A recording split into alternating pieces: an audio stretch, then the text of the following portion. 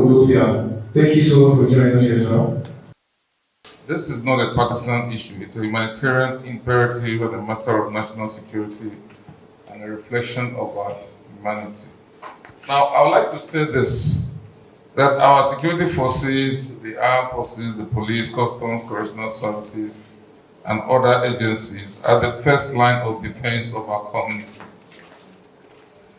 They confront danger daily, face to face with criminals, insurgency, bandits, and other threats that endangers lives and properties in our nation.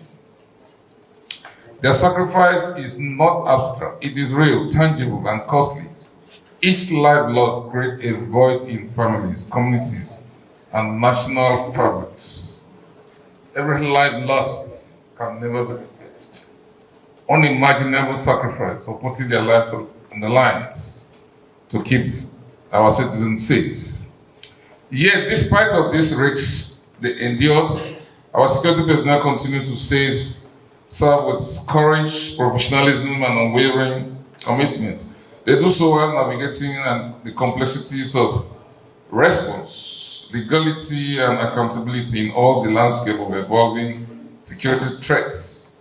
It is our responsibility as a nation to honor that commitment by ensuring their safety, well-being, and dignity.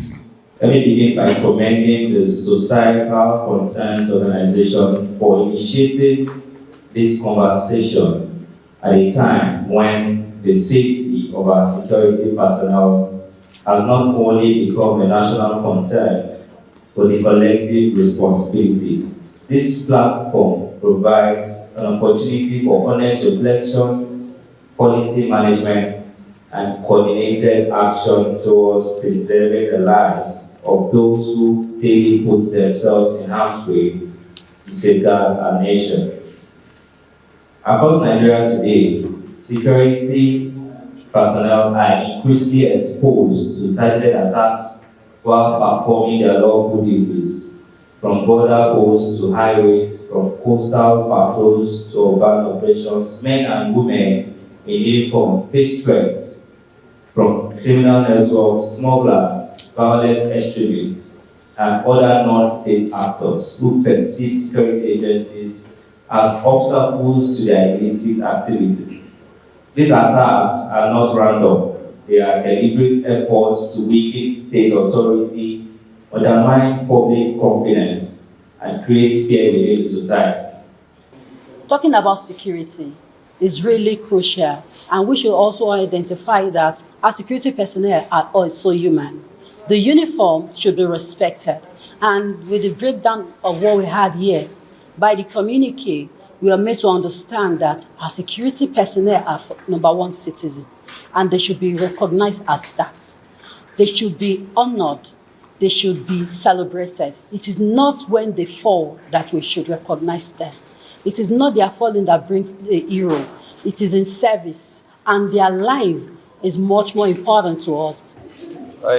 First of all, on behalf of the leadership of the Nigerian Security and Civil Defense Corps, headed by Prof.Mgbeke, MNI, Civil Defense, like every other security agency, have been concerned with ensuring that security agencies have better environments to carry out their statutory responsibility. Interagency collaboration, where our CG always talk about the 3 C's, talking about coordination, collaboration, and cooperation. So talking about how security forces could be better secured and protected, especially looking at the theme of today's program, which is looking at the concern of killing of our security personnel on line of duty.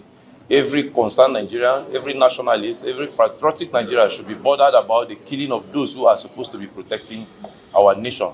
So for us, we feel at this point, it should not be an individual approach. It should be all-inclusive approach. All of government initiative, community initiative, religious bodies, youth, even the National Orientation Agency, from what you heard today, this sensitization should be taken further to ensure that patriotism runs in our blood, nationalist instincts run in our blood, so that we can be able to own security of our nation, not leaving it for government alone. Government is a level of security, agreed, but it must be all-encompassing. We must all be concerned about it.